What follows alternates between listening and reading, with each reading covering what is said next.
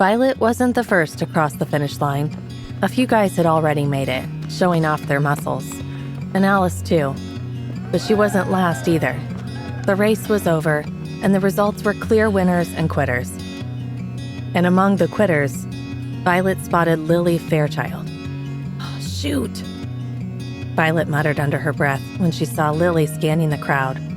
Her face crumbled with disappointment, tears welling up in her eyes. When their eyes met, a wave of guilt slammed into Violet's chest.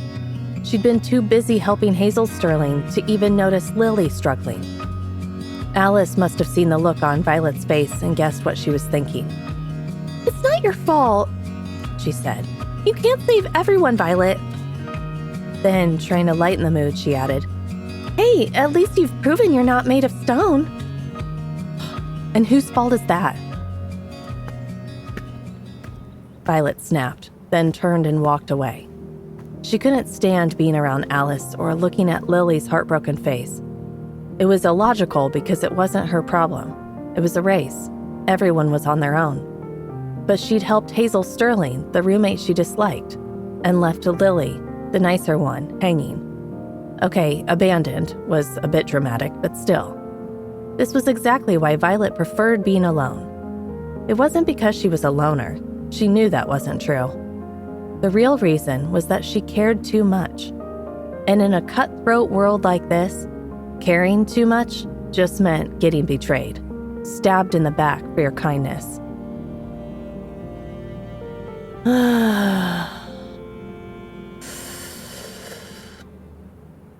Violet took a deep breath, pushing down the swirling emotions. This was all Alice's fault. Her words, her very presence, were making her feel things she didn't want to feel. But she wasn't going to let Alice mess with her head. By the time Violet opened her eyes, the knot of anxiety in her stomach had loosened, and she was back in control. While trying to compose herself, Violet drifted to the back of the crowd, where she suddenly noticed Griffin Hale. Wait a second, Griffin Hale? Violet wasn't sure she'd seen the guy smile, and he definitely wasn't smiling now. Waves of anger radiated off him, practically buzzing in the air, making her skin tingle. It brought back the memory of yesterday when he'd almost choked her. Was it only yesterday? It felt like a week ago. So much had happened. Violet froze as Griffin got closer. She braced herself, expecting him to grab her throat again, maybe finish the job this time. But he just walked past, his shoulder brushing hers. That brief touch felt like a jolt of electricity, sending a wave of heat through her body. She caught a whiff of his scent, a mix of warm woods and amber with a hint of citrus and spice. He smelled like pure strength and energy. Instinctively, Violet turned to follow him, curious about who had ticked him off this time. The other trainees seemed to sense his fury too, parting like the Red Sea. His pace quickened, his eyes locked on his target, ready to unleash his rage. Violet slipped through the gap in the crowd before it closed, trailing Griffin towards the front. She arrived just in time to see him lock eyes with his victim. Asher Nightshade was in the middle of a conversation with his friend and fellow Alpha Roman, when Roman suddenly stopped, his eyes drawn to the angry figure storming towards them.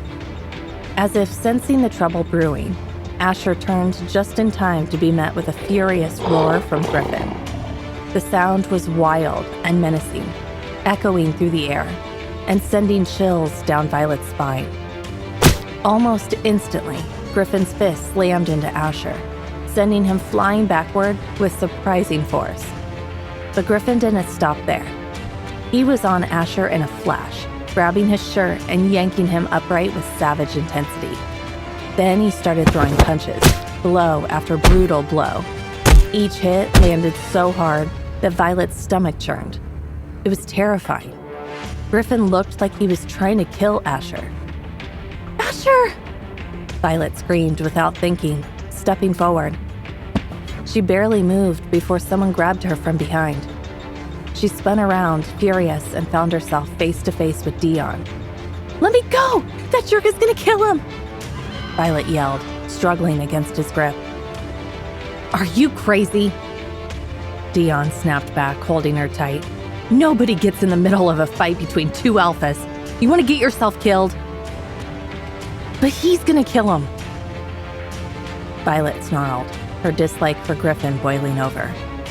It wasn't like she was Asher's biggest fan, but he was the only one at the school who'd been even remotely helpful. Whatever his reasons, at least he wanted her around. She needed him as an ally, not dead. No, he won't. This isn't the first time two alphas have gone at it, Dion said sharply, his voice intense. Just in case you haven't noticed, fighting is what wolves do. They fight to survive, fight to prove themselves, fight for what they want, fight to be on top. His words were like a slap in the face, but they also calmed her down a little. Her anxiety eased as she looked back at the fight. Asher was finally landing some punches of his own, but Griffin was still clearly winning. As if to prove Dion's point, Coach Jones casually stood up, looking completely unconcerned, like this was just another Tuesday. It was no big deal at all. Suddenly, Violet felt embarrassed for freaking out. Coach Jones's voice boomed over the commotion. All right, gentlemen, I think we'll call it a day. Time to head back. Some of the students cheered at the idea of skipping more training, but nobody moved. Everyone was glued to the fight. I don't get it, Violet said, frowning. Do they just, wake up and start prowling like stray dogs? Or is there a reason Griffin is doing this? Dion looked at her like she'd grown a second head. You haven't figured it out yet? Figured out what? She asked, confused. His expression turned serious, his voice dropping low. Grant's part of Griffin's pack. Asher beat him up. This is Griffin's payback. Oh, shoot. Violet breathed, her chest tightening. This fight was because of her. Asher was taking a beating because of her, and she was completely lost about how she felt about it.